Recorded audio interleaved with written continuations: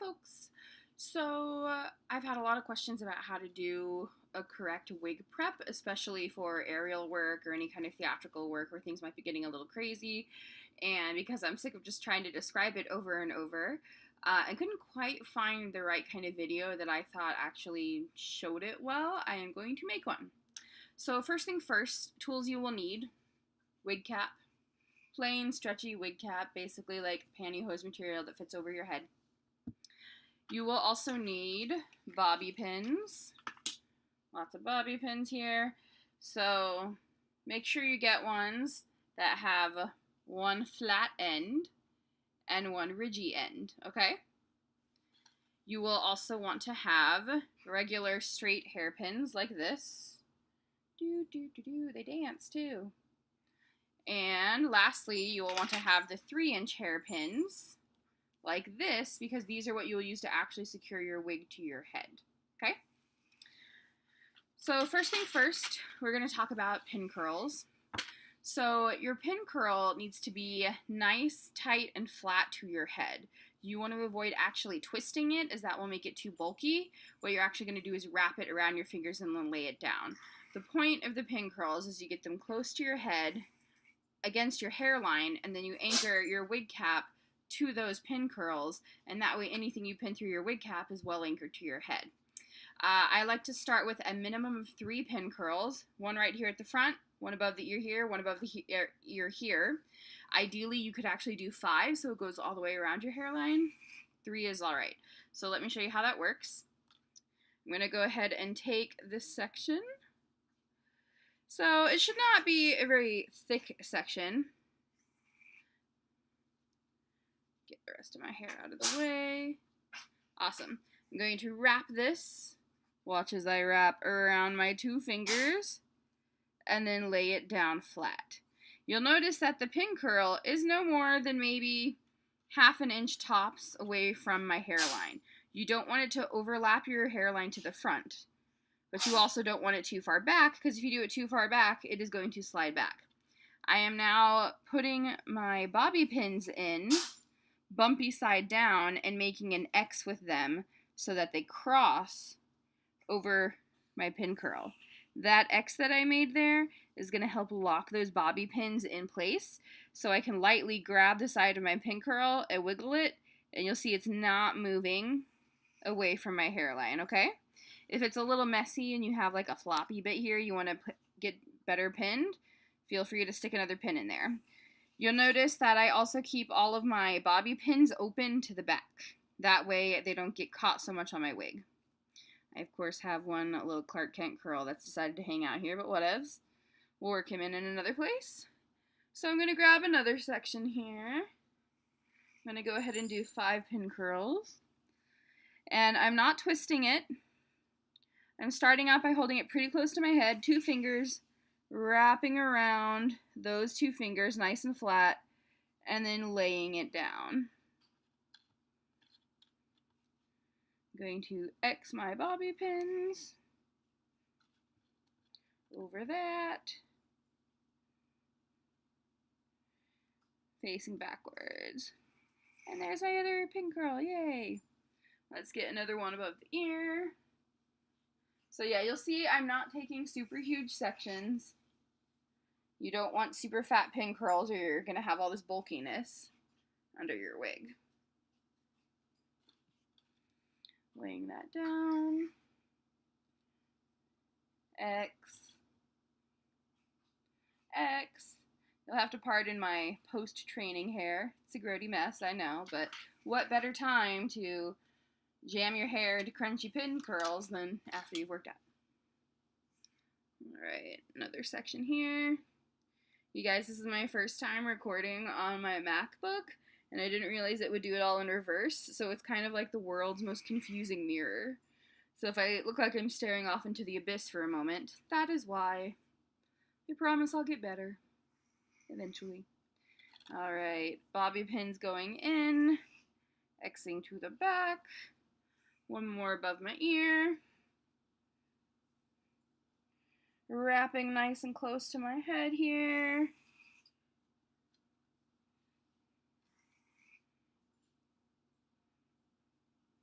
X, and X. Now, when you're trying this on your own, especially if it's your first time and you haven't done it before, you're probably going to be really irritated because you're going to go, I can't do it that fast. What am I doing wrong? It takes practice. So let's just look at these pin curls. Ignore the rest of my hair right now. Okay? So I've got one here, top one, front, side. And you can still see my hairline peeking out in front of it. That's good. We don't want it too far down. So for now, I'm going to go ahead and grab all this middle chunk of hair. That's rather tangly. Piglet the cat snorting in the background. You want to say hi, Pigs? Come here. This is Pigs. Did you get your claw stuck? There you go. Look, Pigs, say hi here. Say hi up here. He just wants cuddles. So you can take a break to cuddle your cat. Hi, Pigs. Now I'm putting you down. And back to pin curling we go. So I want to get another couple of pin curls at the nape of my neck. So I'm going to take that rest of that hair and just pin it out of the way right now. Because the most important point to have tight pin curls is at your hairline, so around the hairline. So depending on if you're going to be doing a lot of inversions or not, you can do just one pin curl at the very base of your neck. And this time I'm going to have my pins go upwards towards the crown of my head. Or you can go ahead and do 3, so you have one behind each ear and one at the nape of your neck. There's all sorts of options. For now, I'm going to go ahead and just do one. Hopefully you'll see this on the video. Yay, pin curl. I look like I have a little peanut head now. Alright. So for the rest of my hair, I'm going to go ahead and split this up into 4 braids. They do not have to be neat. At this point, it's just about getting even distribution around my head. So chunk 1, split it into 3 parts, make a braid, and stick a bobby pin in it. Alright, so now that I have my sections, I'm just going to wrap them around the crown of my head. Try and cover this incredibly bright sun. There we go. So I want to avoid having them overlap, because the idea is to get an even thickness all the way around my head. My bobby pins are still all facing towards the back, so essentially, if I'm going across the top of my head, I'm just always aiming to have them point towards the crown of my head.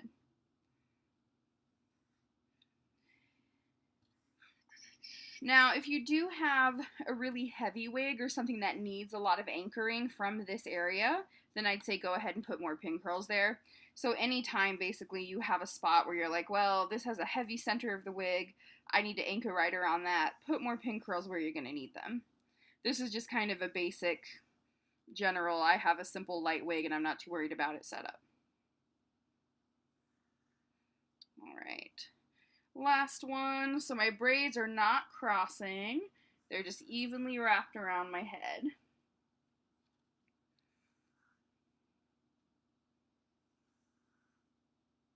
Alright, here's my head and some braid. Let's see if this works. Yeah. Probably help if I just pick up the computer. There we go.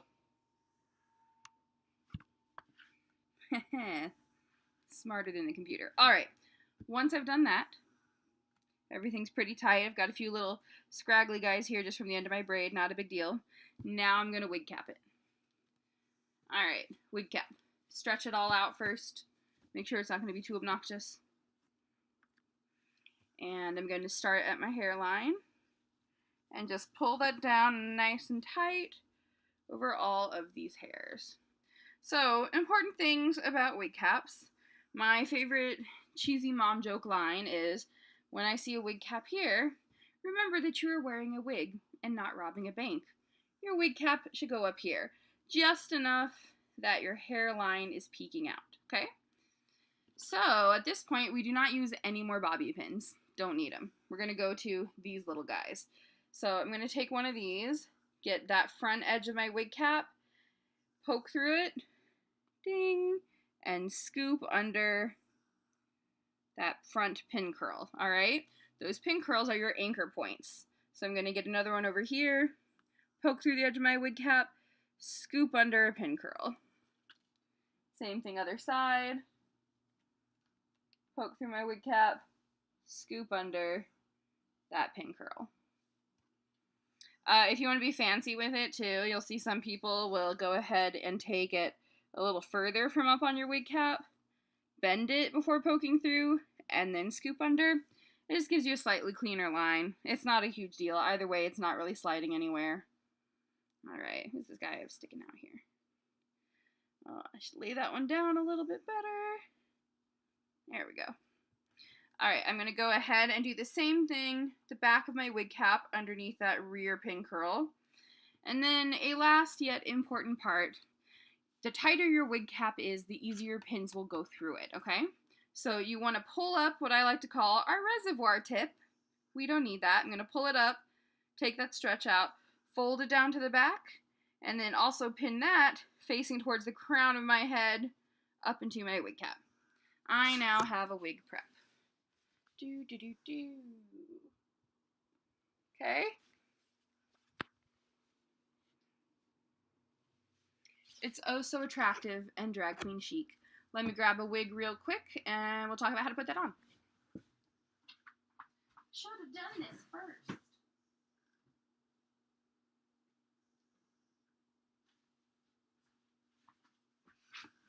Alright, and I'm back. So, now I have my wig. Let's take a look at what's happening in here. So, this wig has this whole small pate area in the front that's going to be a little difficult to pin through, but we'll work around it. And then there's this open wefting everywhere else, which is great.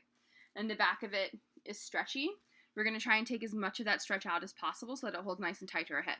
So first thing first, putting this on, do not flip your wig upside down. Don't make a mess out of it. Put it on your hand, bring it around from the back like a hat. Make sure you're putting it on straight. What I normally tell people is to find what I call the corners of the wig. Let me show you that actually. And those are the pieces that come right above your ears. So right here, you see these little flaps? Find those. That'll make sure that no matter what, you're putting your wig on straight, because sometimes your wig may have like some sort of different part in it or something that you're assuming is the center when it in fact is not. Alright, so I'm going to hold that front down once I have it where I need it. And then I'm going to go ahead and pull the back of my wig down. Awesome, so that it totally covers. So right now, got a really low forehead. Pull that back to your own hairline. Great. Awesome. So, now granted this is a hard front wig. This does not have the world's best hairline. We'll play with it for now. It'll still be good for example purposes. So now to secure my wig on, I'm going to use these big 3-inch straight pins.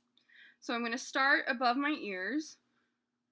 I'm going to pull out, stretch forward that chunk of wig, stab my big 3-inch pin through there, and then sweep it back and go under those pin curls.